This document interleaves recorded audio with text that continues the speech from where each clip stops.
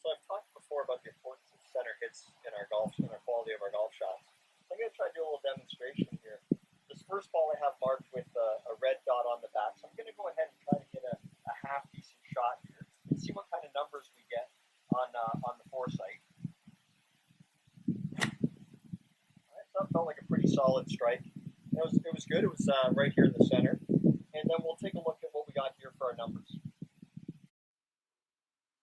So we do get quite a bit of information here, but we're really just going to pay attention to a couple things on that top row. We've got a club head speed of 87 miles an hour, and then that image, you can see it's pretty much a center hit.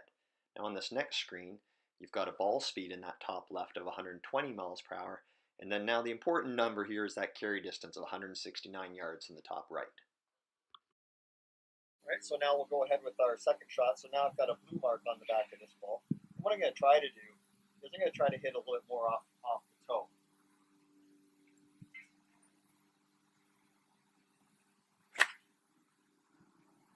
All right, so that one certainly didn't feel as good as the first, and the strike is here off the toe. So let's go ahead and see what those numbers give us. So looking at these same numbers again in the top row, on this second hit we have a club head speed of 84 miles an hour, so a little bit of a drop off from the 87, but the big point there is that center hit. You see that strike way out there towards the toe. And then here on the second screen, looking at that ball speed number, we've got that at 108 miles per hour, so a pretty significant drop off from the 120 miles an hour with the center hit. Now that carry distance, so here again is that big factor, carry distance of 146, that was compared to the 169. So there's a loss of 23 yards just based on that centerness of contact. So taking a look here at the club face, we can actually see pretty easily that red dry erase marker. That was my first shot. That's that center hit. Then way out there on the toe, you can see that blue mark from the second shot. Again, with this side-by-side image, you've got your center hits on the left versus that toe strike on the right. You can see that fairly clearly with that image. And then in the top row, you've got your club head speed at 87 versus 84. So very similar. But then the other thing that we're going to see there in that second row, you can see the face to path.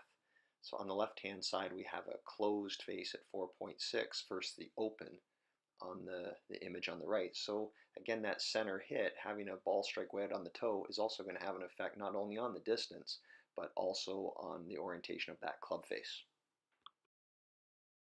Again, our side-by-side comparison now of that second graphic. So we've got our ball speed on the left, 120 miles per hour with the center hit, and a carry distance of 169 yards versus a ball speed of 108 miles per hour on the right, and the carry distance of 146.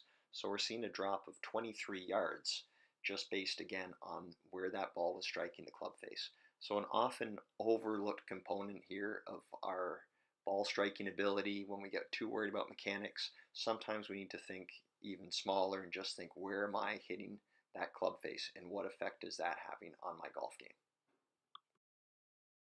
There with that center hit test are very interesting to me because you've got almost a 25-yard difference in distance, about 10 miles an hour difference in ball speed, and really with the club head speed it was only about 3 miles an hour. I think it was 3 or 4 miles an hour difference. But with the quality of strike, so the red one again could be a little far away, but we showed those close-ups.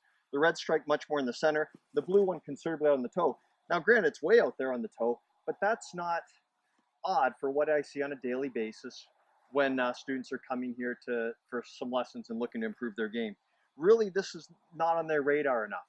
So when they do have these miss hits and they see a big change in what the ball flight is, often they're just misdiagnosing it as it was a big bad swing. I don't even want to see that swing on video, sort of the things that I hear, when the swings, these two swings here, would look very similar on video.